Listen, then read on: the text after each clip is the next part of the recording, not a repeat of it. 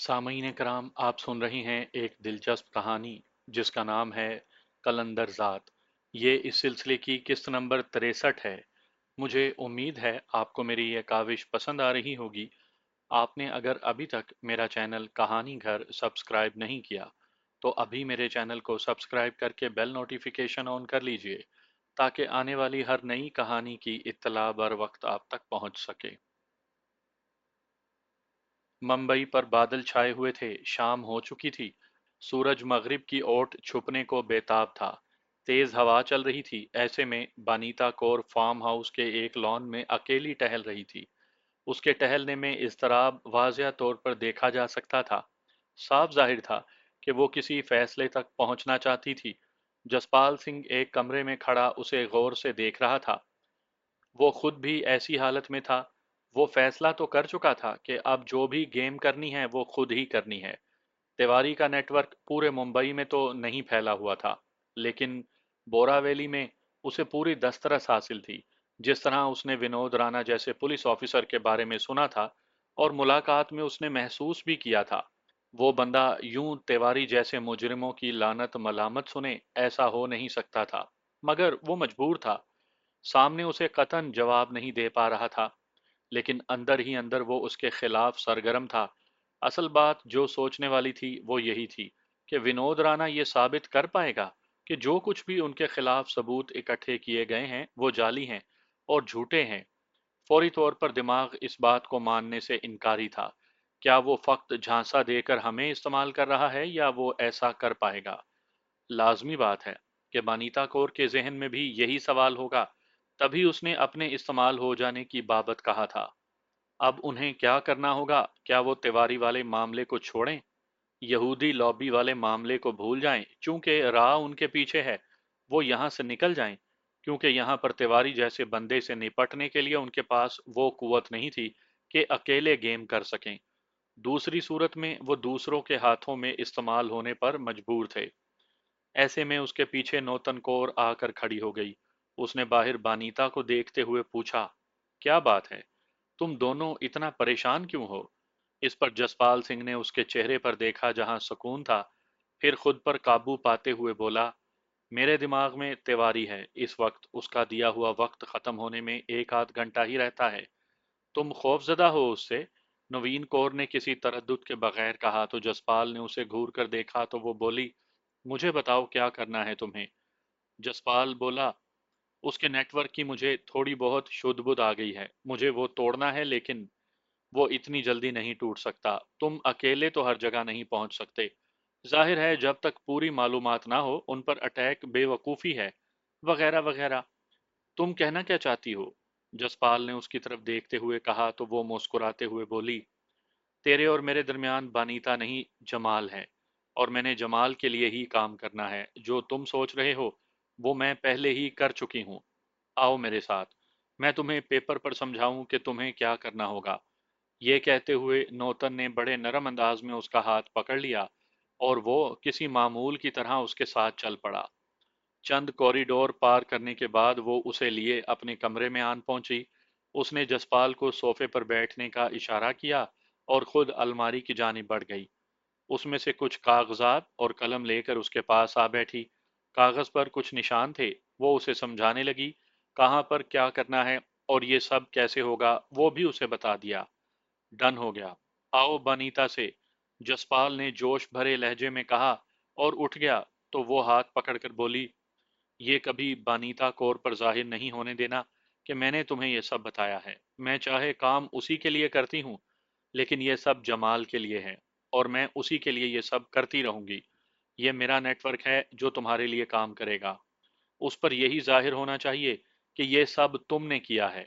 ये सब तुम्हारी ताकत है। तुम चाहो तो जानी भाई को भी अपने साथ शामिल कर सकते हो। वो जोहू के इलाके का सबसे बड़ा भाई है। बनीता के पास सिर्फ जोरदार सिंह का नेटवर्क है और अब टीएस ये भी बड़ा गिरोह है, लेकिन उसके अपने मफादात हैं। ओके, मैं अपने मुताबिक चलूंगा, जसपाल ने कहा और बाहर निकल पड़ा। उसके अंदाज में तेजी और जल्दी थी। इस वक्त वो बनीता के पास पहुंचा ही था कि जानी भाई का फोन आ गया। उसने तमहीदी बातों के बाद कहा, अरे ओ जसपाल, किधर हो? मुंबई में होते हुए तन्हाई महसूस करो। अपना तो फिर इधर ना होने का हुआ ना। मैं भाई फोन करने ही वाला था, जसपाल ने कहा। तो बस बोल, करना क्या है, बाकी मैं देख लूंगा। जानी भाई ने संजीदगी से कहा। तुमने मिलकर ही करना है, मैं प्लान। तुमने जो करना है करो, मैं एक लड़के का नंबर देता हूँ, उससे बात करो और जो कहना है वो कह दो। ये कहकर उसने अलविदाई बात की और फोन बंद कर दिया। क्या करने जा रहे हो? बानीता काफी हद तक समझ गई थी। उसने तजस्सुस से पूछा। तुम आओ मेरे साथ अरविंद के पास। ये कहकर उसने कोई बात कहे बिना फोन जेब में डाला और मुड़ गया। वहीं उसने अपनी मालूमात की बुनियाद पर प्लान तरतीब देना था। वो एकदम जोश में भर गया था।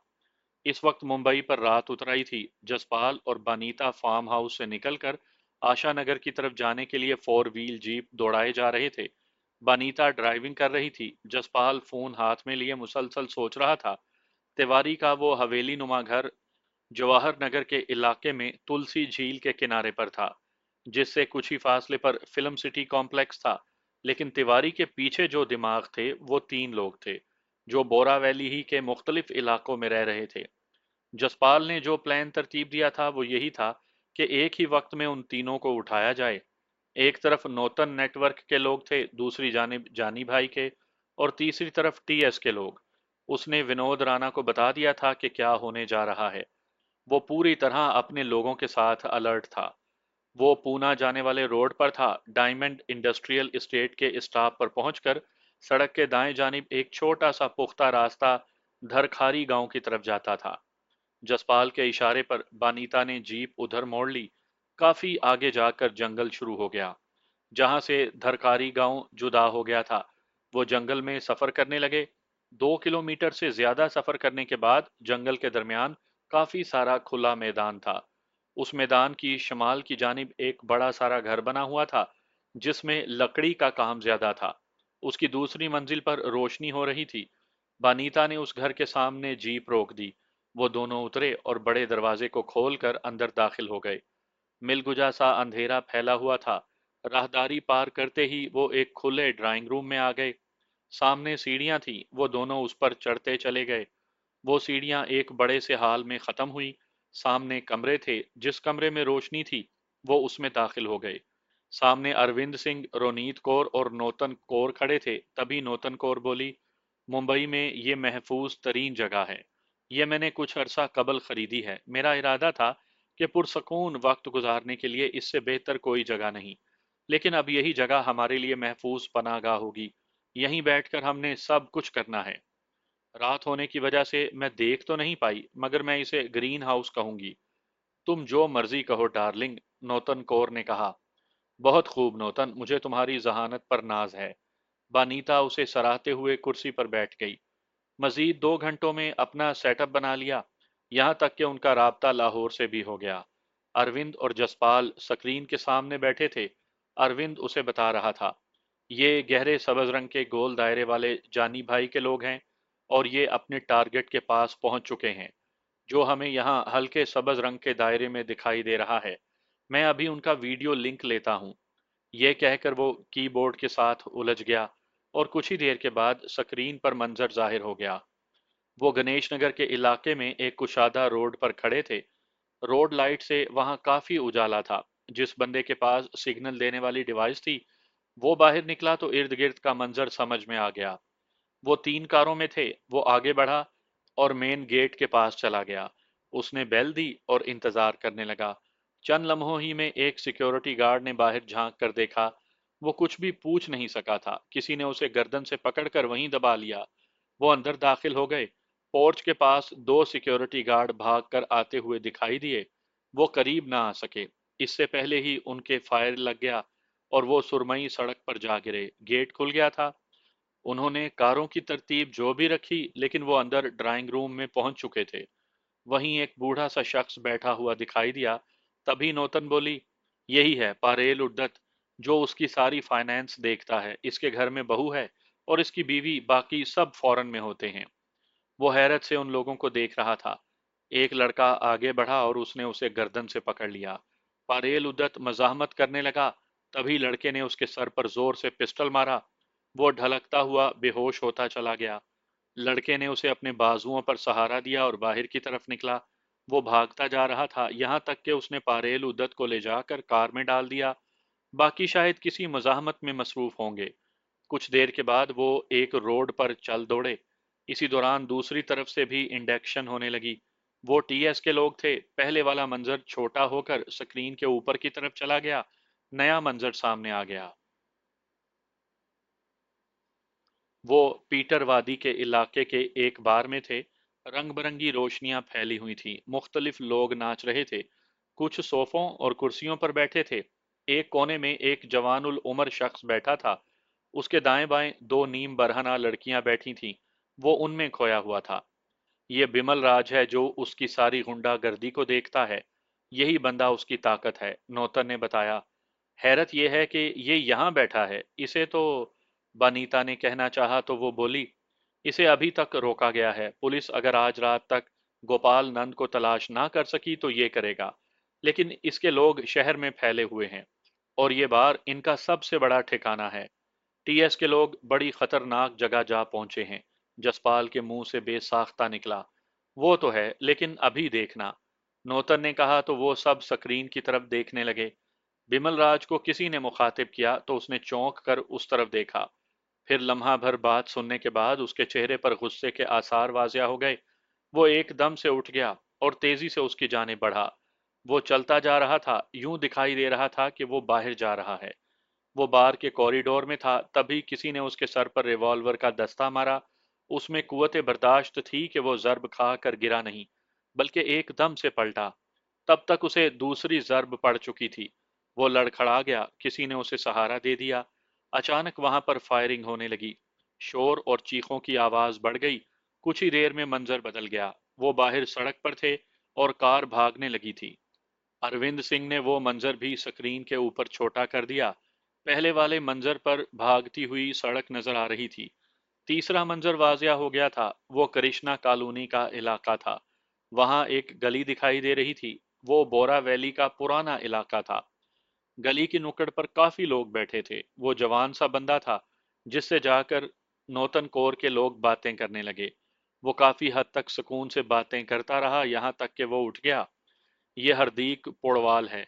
तिवारी के सियासी मामलात और मीडिया के मसाइल यही हल करता है। ये खुद एक अच्छा सहाफ़ी है। तिवारी ने इसे गुर्बत के बाइस खरीदा हुआ है। अब देखें इसके साथ क्या होता है। बानीता बुड़बुड़ाई। तब तक कुछ लोग उसके इर्द गिर्द इकट्ठे हो चुके थे। अचानक हरदीक पोड़वाल को किसी ने धक्का दिया। वो मंजर से हट गया। सामने खड़े लोग हक्का बक्का थे। कैमरा तेजी से हरकत में आया। वो भी वैन में दाखिल हो गया। वैन में हरदीक पौड़वाल नीचे पड़ा हुआ था और वो भागे जा रहे थे। चल बनीता निकल, जसपाल ने तेजी से कहा और कमरे से निकल गए। वो भागते हुए नीचे आए और बाहर निकलकर फोर व्हील में जा बैठे। जसपाल ने ड्राइविंग सीट पर बैठते ही उसे स्टार्ट किया और यू टर्न में वापसी की तरफ पलटा और रफ्तार बढ़ा दी। वो पूना से मुंबई की जानिब चल निकला था। एक स्टॉप से जरा आगे निकलकर वो सड़क से उतर गया और कच्चे रास्ते पर गाड़ी भगाता हुआ चला गया। वहां भी ऐसा ही एक घर था, लेकिन वो छोटा था और सारा लकड़ी का बना हुआ था। उसके पास ही एक नदी बह रही थी जिसका पानी एक आबशार से गिरता था। उसने जाकर वहां जीप रोककर हेडलाइट्स बंद कर दी। एकदम सन्नाटे ने उन्हें घेर लिया। वो दोनों नीचे उतरे और उस घर की जानिब बढ़े। जैसे ही उन्होंने दरवाजा खोला, अंदर रोशनी हो गई। दो नौजवान हाथों में गन्ने पकड़े अलर्ट थे। ये सारा बंदोबस्त नौतन कौर का था। ये सारे लोग उसी के नेटवर्क से मुतल्लिक थे। जसपाल ने वहां की सूरत हाल के बारे में पूछा तो एक नौजवान ने बताया कि इर्द गिर्द पूरी सिक्योरिटी मौजूद है। उनकी मर्जी के बगैर कोई परिंदा भी पर नहीं मार सकेगा। वो काफी हद तक मुतमईन हो गया। वो एक बार ऊपर गया, नीचे टहलता रहा, यहाँ तक कि उसके सेल फोन पर उन तीनों की आमद के बारे में इत्तला दे दी गई। ये इत्तला वहां के सिक्योरिटी चीफ को भी मिल गई थी। वो अलर्ट हो गए। ज्यादा वक्त नहीं गुजरा था कि एक हाईएस वैन वहां आ गई। वो इस तरह आकर खड़ी हुई कि वैन और घर का दरवाजा आमने सामने था। वैन में फक्त चार आदमी थे, वो तीनों जिन्हें अगवा किया गया था, और एक जवान गुराल, पांचवा ड्राइवर था। वो तीनों बेहोश थे, जिन्हें जल्द ही घर के अंदर पहुंचा दिया गया। जसपाल उस शख्स पर बहुत खुश था। जिसने इन तीनों के अगवा को मुनज़्ज़म किया था। इतने लोगों का रश उसने कहीं रास्ते ही में ख़त्म कर दिया था। वो उसी से राब्ते में था। उन तीनों को उस घर में मौजूद बड़े सारे तय खाने में डाल दिया गया था। साथ आया नौजवान गोराल उन्हें होश में ला रहा था। कुछ ही देर के बाद वो होश में आ गए। जिसने भी आंख खोली उसने अपने सामने खड़े बानीता और गोराल को पाया। सबसे पहले बिमल राज ने अक्खड़ लहजे में सवाल किया, कौन हो तुम लोग और हमें यहाँ क्यों लाए हो? बानीता आगे बढ़ी और पूरी कुवत से जूते की नोक उसके मुंह पर दे मारी। वो बिलबिला उठा। दूसरे सहम गए। तभी वो गोराल आगे बढ़ा और उसने भी एक ठोकर उसकी पसलियों पर मारी। वो चंद लम्हे इकट्ठा हो गया। शायद उसे सांस लेने में दुश्वारी हो रही थी। बानीता आगे बढ़ी और उसने उन तीनों की तरफ देखकर सर्द लहजे में कहा, तिवारी, सिर्फ तिवारी के बारे में बात होगी। इसके अलावा सिर्फ मौत मिल सकती है। समझे या नहीं? क्या चाहती हो तुम? बूढ़े पारेल उद्दत ने पूछा। तिवारी के वो सारे काले कारनामे जो उसने तुम लोगों के जरिए किए हैं। तुम नहीं बताओगे तो कोई और बता देगा। लेकिन तुम लोगों का फकत इतना नुकसान होगा कि तुम लोगों के घर का हर हर फर्द एक एक करके मार दिया जाएगा और आखिर में तुम लोग मार दिए जाओगे। तुम्हारी हड्डियां इसी तहखाने के कच्चे फर्श में दबा दी जाएंगी। अब फैसला तुम लोगों ने करना है कि तुम क्या चाहते हो। बानीता ने किसी दूसरे दर्जे की फिल्म के विलन की मानिंद कहा। तुम उसका कुछ भी नहीं बिगाड़ सकती हो। बूढ़े पारेल दत्त ने कहा। तुम्हारे लिए ना सही, लेकिन इतना तो पता चला कि इतनी गहरी वफादारी है कि अपने बच्चे भी उस पर। नहीं, तुम गलत समझी हो। हम बता भी दें तो उसने कोई जुर्म किया ही नहीं। जब उसने जुर्म किया ही नहीं तो साबित क्या होगा? हमने किया है सब। सारे सियासतदानों के फ्रंट मैन ऐसा ही करते हैं। कोई अदालत उसे सजा नहीं दे सकती। इस बार उसका लहजा मायूसी भरा था, लेकिन इससे ये अंदाजा हो गया कि वो बहुत घाक किस्म का बंदा है। गलत कहते हो तुम। सीढ़ियों से उतरते हुए जसपाल ने कहा तो सभी ने चौंक कर उसे देखा। वो सभी उसे देखने लगे थे। वो उनके करीब आकर बोला, दरअसल तुम सब भड़वे हो, दलाल, धरती को माता मानते हो और अपनी माँ ही का सौदा करने वाले दलाल, माँ बेचते हो। ये बात सुनकर बिमल राज गुस्से में पागल हो गया। उसने इंतहाई नफरत और हकारत से कहा, तुम्हें ये बहुत महंगा पड़ेगा। अल्फाज अभी उसके मुंह ही में थे कि बानीता ने पहले की तरह एक जोरदार जूते की नोक उसके मुंह पर मारी। कोई भी किसी को बांध कर मार सकता है। मेरे हाथ पैर खोलो तो मैं तुम्हें बताऊं। वो जोर से चीखते हुए बोला, शर्त यह है कि जो हार मान जाए दूसरा उसे कत्ल कर दे। बानीता ने कुछ इस तरह कहा कि सभी ने एक दफा उसे देखा। तब तक उसने गोराल को खोलने का इशारा कर दिया। बिमल राज के हाथ पैर जैसे ही खुले, वो उठकर खड़ा हो गया। बानीता ने उसे पूरी तरह उठने ही नहीं दिया और लात घुमाकर उसकी कमर पर दे मारी। वो लड़खड़ाता हुआ दीवार तक गया।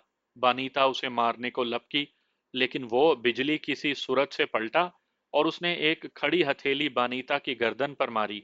वो हिल गई। उसने वो लम्हा जाया नहीं किया। उसने पंच माथे के दरमियान में मारा। वो घूमकर जमीन पर गिरी। तभी वो उसे पकड़ने के लिए लपका, लेकिन यही उसकी गलती थी। बानीता एक तरफ हट गई। वो जमीन पर आन रहा। उसने दोनों हाथ बांधे और उसकी गर्दन की पिछली तरफ पूरी कुवत से मारे। वो बिल्कुल ही जमीन बोस हो गया। इसके साथ एक ठोकर उसकी पसली में मारी। वो तड़प कर उठने लगा, मगर वो बानीता ही क्या जो अब उसे उठने देती। वो वहशियों की मानिंद उस पर पल पड़ी। बिमल बेहोश हो गया। उसने कॉलर से पकड़कर उसे उठाया, लेकिन वो उठ ना सका। वो हाथ झाड़ते हुए अलग हो गई। जवान आगे बढ़ा और वो उसे होश में लाने लगा।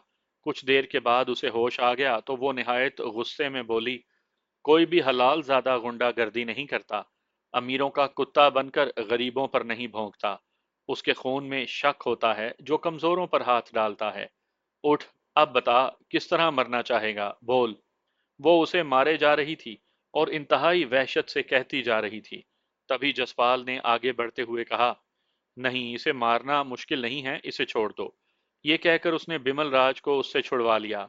वो बेदम सा जमीन पर पड़ा था। चंद लम्हे यूं ही खामोशी में गुजरे तो वो बोला, पारेल जी, तुम जानते हो कि तिवारी ने 2 पुलिस ऑफिसर मारे हैं और अब तीसरे की बारी है। उसके जराइम की लिस्ट बहुत बड़ी है और मगर तुम कुछ भी साबित नहीं कर पाओगे, बूढ़े पारेल ने कहा। तो जिसने किया उसे तो सजा मिलनी चाहिए ना। मसलन तुम्हें और तेरे इन सब को जिन्होंने उसके साथ वफादारी करते हुए बेगुनाह लोगों पर जुल्म किया। जसपाल ने कहा तो उस पर पारेल खामोश रहा। कोई कुछ नहीं बोला तो उसने कहा, तिवारी और तुम जैसे सब लोग अब मेरी हिट लिस्ट पर हैं। मुझे अब सबूत भी नहीं चाहिए, मैं सफाई चाहता हूं।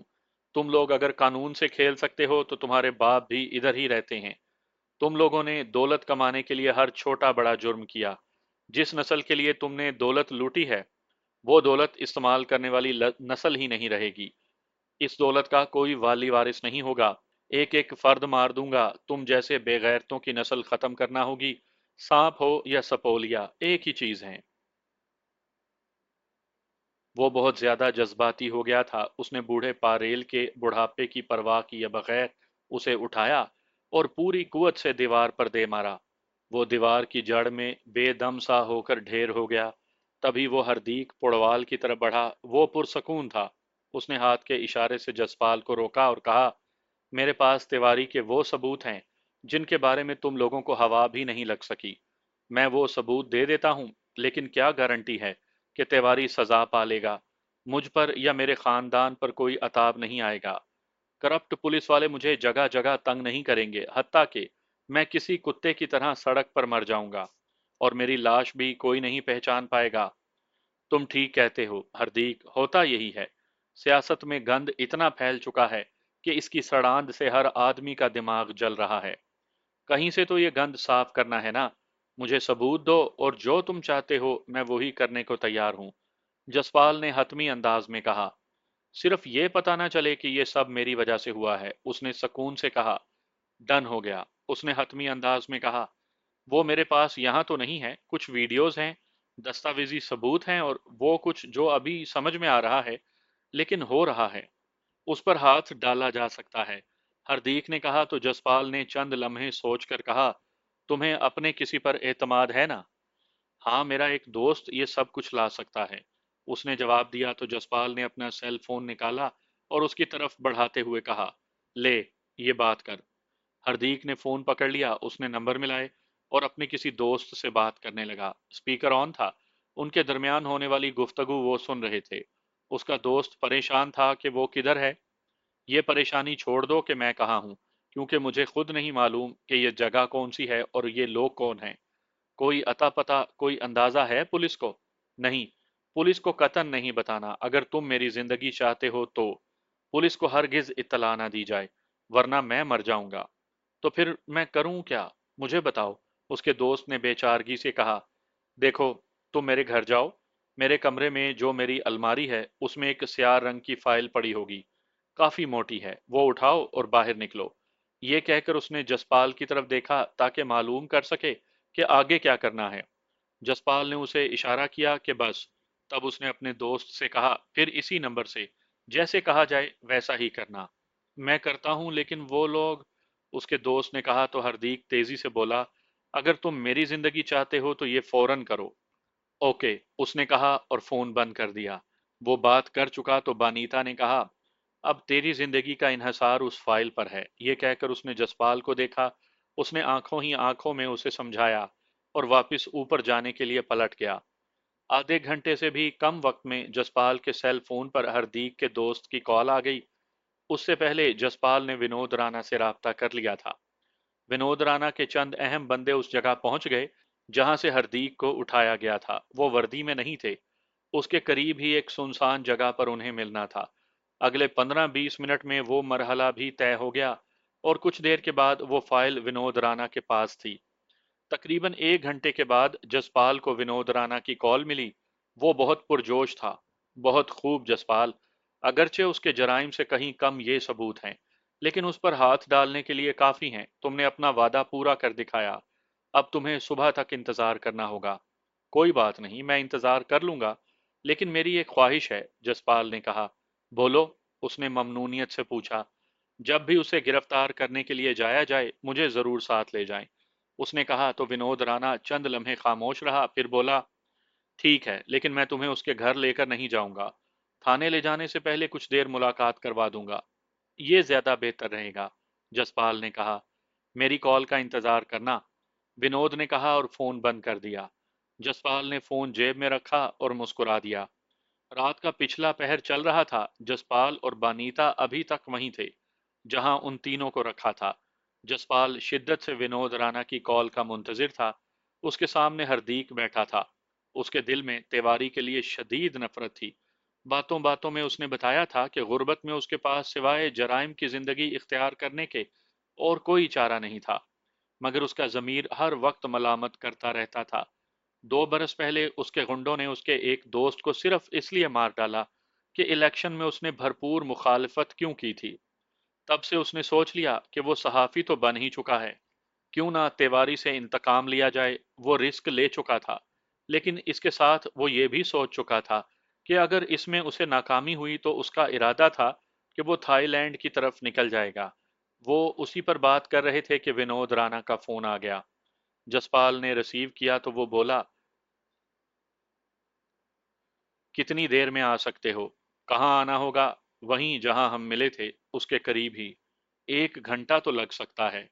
کہیں تم وہیں تو نہیں ہو جہاں وہ ابھی تک ہیں؟ وہیں ہوں، میں نے بتایا تو اس نے کہا تمہیں شاید زیادہ وقت لگ جائے، تم سیدھے بورا ویلی پولیس اسٹیشن کے پاس آ کر مجھے کال کرو، میں آ رہا ہوں۔ جسپال نے کہا اور بانیتا کو فون کیا۔ وہ ان تینوں کو وہاں موجود گورال کے سپرد کر کے فوراً ہی آ گئی۔ بانیتا نے اروند کو فون کیا تاکہ وہ ہمیں گائیڈ کر سکے اور وہاں سے نکل پڑے۔ وہ 40 منٹ سے بھی کم وقت میں بورا ویلی پولیس اسٹیشن کے پاس ایک چوک پر آ کر رک گئے۔ وہاں سے اس نے کال کر کے ونود کو بتایا تو اسے کافی حیرت ہوئی کہ وہ اتنی جلدی کیسے پہنچ گیا۔ اچھا کیا تم جلدی پہنچ گئے ہو، یہیں اسی چوک سے ٹرن لو بائیں جانب، آگے 2 گلیاں چھوڑ کر تیسری میں بائیں جانب ہی گلی میں آ جاؤ، میں باہر ہوں، اس نے کہا اور فون بند کر دیا۔ وہ وہاں پہنچے تو ونود گلی کی نکڑ پر ہی تھا۔ وہ وردی میں نہیں تھا۔ اس نے کار وہیں کھڑی کرنے کو کہا اور اپنے ساتھ پولیس وین میں بٹھا لیا۔ ایک بار بانیتا نے میری طرف دیکھا، اس کی آنکھوں میں یہی تھا کہ کہیں یہ پولیس والے ہمیں دھوکے سے بڑے آرام کے ساتھ لے کر تو نہیں چلے، ہم تیواری کا شکار کر رہے تھے اور تیواری ہمارا شکار کر لے۔ میں نے رسک لینے کا فیصلہ کر لیا ہے، جسپال نے سوچا۔ وہ مختلف سڑکوں اور گلیوں میں سے بھگاتا ہوا ایک پرانی بلڈنگ میں لے گیا جس کے سامنے کافی گند تھا اور نشئی قسم کے لوگ سوئے پڑے تھے۔ وہ تینوں اندر چلے گئے۔ دوسری منزل پر ایک کمرے میں خاصا کاٹ کباڑ پڑا تھا، دھول بھی خاصی تھی اور ایک خاص قسم کی سڑان پھیلی تھی۔ وہیں چند لوگ یوں بیٹھے تھے جیسے کوئی پانڈی کام سے تھکے ہارے ہوں۔ اس کے اندر سے ایک مزید کمرہ کھلتا تھا، وہ انہیں وہاں لے گیا۔ جیسے ہی وہ اندر داخل ہوئے، سامنے ایک کرسی پر تیواری بیٹھا تھا۔ اس کا چہرہ غضبناک تھا۔ اس کے ساتھ 2 گرانڈیل گارڈ کھڑے تھے۔ ونود نے جاتے ہی بڑے ادب سے کہا، جناب، کیا یہی ہیں وہ لوگ جنہوں نے… الفاظ اس کے منہ ہی میں تھے کہ تیواری انتہائی غصے میں اس کی بات کاٹتے ہوئے بولا، انہیں تم ایسے ہی لے آئے ہو؟ ان کی ٹانگیں اور بازو کیوں نہیں توڑے تم لوگوں نے؟ کیا وہ تینوں آ گئے ہیں جنہیں یہ اغوا کر کے لے گئے تھے؟ اس کے یوں کہنے پر بانیتا اور جسپال نے ایک دوسرے کی طرف دیکھا۔ بانیتا کے آنکھوں میں یہی تھا کہ کیا میں نے تمہیں پہلے اشارہ نہیں دیا تھا کہ ونود ہمارے ساتھ دھوکہ کر رہا ہے؟ اس نے بھی ڈبل گیم کی تھی، ایک طرف تیواری کے خلاف ثبوت لے لیے اور دوسری طرف انہیں لے جا کر تیواری کو خوش کر دیا۔ جسپال کے بدن میں آگ لگ گئی تھی۔ وہ ایسے تو ان کے ہاتھ آنے والا نہیں تھا۔ وہ ماحول کا جائزہ لینے لگا۔ بانیتا اور اس نے آنکھوں ہی آنکھوں میں طے کر لیا کہ انہیں کیا کرنا ہے۔ اس سے پہلے کہ وہ اپنی طے شدہ حکمت عملی پر عمل کرتے، ونود بولا، سر وہ تینوں بھی برآمد ہو گئے ہیں، وہ انتہائی زخمی حالت میں ہیں، انہیں میں نے ہسپتال بھجوا دیا ہے، وہاں ان کی ٹریٹمنٹ ہو رہی ہے۔ جیسا آپ نے کہا میں ان سے وہی سلوک کرتا، مگر مجھے انہیں آپ کے سامنے بھی تو لانا تھا، اور دوسرا میں نے ان کا ڈنک نکال دیا ہے، یہ اب کچھ بھی نہیں کر سکتے۔ اب آپ جو بھی کہیں میں وہی سلوک ان کے ساتھ… تم بولتے بہت زیادہ ہو، خیر انہیں ہمارے حوالے کرو، ہم دیکھیں گے کہ ان کے ساتھ کیا سلوک کیا جا سکتا ہے، اس نے انتہائی نخوت سے کہا تو جسپال بولا، دیکھ تیواری، اگر تم مرد ہو تو اپنی زبان پر قائم رہو، تم نے 24 گھنٹوں میں مجھے پکڑنا تھا، وہ تم نہیں پکڑ سکے، ہم نے تیرے… ابے چپ سالا، مرد ہونے کی بات کرتا تھا، ہم یہاں حلف دے کر اس کا پاس نہیں کرتے، وعدوں کی پاسداری کرتے رہے تو کر لی سیاست۔ یہ کہہ کر اس نے اپنے گارڈز کی طرف دیکھا اور بولا، لے چلو انہیں۔ جیسے ہی وہ آگے بڑھے، ونود نے ہاتھ میں پکڑا ہوا پسٹل سیدھا کیا اور یکے بعد دونوں کے چہروں کا نشانہ لے کر فائر کر دیا۔ وہ گھوم کر فرش پر جا پڑے۔ विनोद ने इसी पर इक्तफा नहीं किया, बल्कि पूरा मैगजीन उन पर खाली कर दिया। तिवारी एकदम हैरत ज़दा होकर देखने लगा। उसके चेहरे का रंग उड़ गया और उसकी आंखें बाहर आ गईं। ये क्या किया तूने? वो हैरत की इंतहाओं पर था, इसलिए लुकनत ज़दा आवाज में बोला, तुमने बहुत बेगैरती कर ली। तेरे सारे सबूत मेरे पास आ चुके हैं। ये तीनों मेरे मेहमान हैं और इन्होंने ही वो सबूत दिए हैं। मैंने तो तेरे साथ खेल खेलना है। तू अब मेरे हाथों से बच नहीं सकता। अगर तुझे फांसी ना भी हुई तो जेल में तुझे मरवा दूंगा मैं। पुलिस वालों के कत्ल ऐसे हजम नहीं होते। क्या चाहते हो? उसने पूछा। जाहिर है तुम्हारी गिरफ्तारी पर मीडिया वावेला उठाएगा। तुम्हारी पार्टी और बेगैरत सियासतदानों का वो क्लब जिसके तुम मेंबर हो वो तूफान बदतमीजी उठाएगा। पूरा भारत ही नहीं बल्कि दुनिया भी ये जान ले कि तुम पकड़े गए हो। सुनो, ये सब तुम्हारे ही खिलाफ इस्तेमाल करने वाला हूँ। जगजीत भुरभुरे मेरे मोहसिन हैं। उनके खिलाफ सोचने वाले को भी मैं मौत की नींद सुला देता हूँ। तुम जो चाहो सो करो, मगर मुझसे जल्दी बात करो।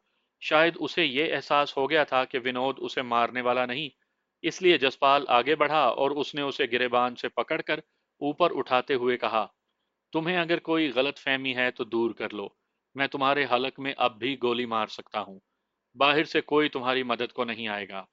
बाहर सब अपने ही लोग बैठे हैं, जो पहले ही तेरे साथ आए हुए काफले को कहीं दूसरी जगह लेकर जा चुके हैं। ये कहकर उसने उसे छोड़ा। वो लड़खड़ा गया और फर्श पर गिर गया। सुनो, मैं क्या चाहता हूँ। तुम्हारे लोग इस गिरफ्तारी को महज सियासी रंग देंगे। ये सियासी रंग रह सकता है अगर तुम अगले 24 घंटों में वो फिल्म गलत साबित कर दो जो अपने ही लोगों के जरिए तुमने बानीता तक पहुंचाई थी। विनोद ने कहा। ओ, ये हो जाएगा, उसने तेजी से कहा। तब तक तुम मेरे मेहमान रहोगे। मैं तुम्हारी गिरफ्तारी नहीं डालूंगा। बस तुम भी अगवा हो गए हो, दूसरों की तरह। वावेला करोगे तो तुम्हारी लाश किसी वीराने से बरामद कर ली जाएगी। विनोद, तुम इसे एक दिन और एक रात रखना चाहते हो? बानीता ने पूछा। हाँ, मगर तुम क्यों? कल रात इसे मुझसे ले लेना। ये मुझे दे दो। मुझे इससे बहुत सारी बातें करनी हैं। देख लो, ये राब्ता कैसे करेगा अपने लोगों से? विनोद ने लम्हा भर सोच कर कहा। ये मेरा दर्द सर है, वो एतमाद से बोली। ले जाओ, विनोद ने कहा। तो बनीता किसी चील की तरह उस पर झपटी। उसे दो चार ऐसी लगाई कि वो बेहोश होता चला गया। तब तक विनोद अपने लोगों से राब्ता कर चुका था। वो पुलिस की हिफाजत में तिवारी को वहीं छोड़ गए जहां वो पहले तीनों थे।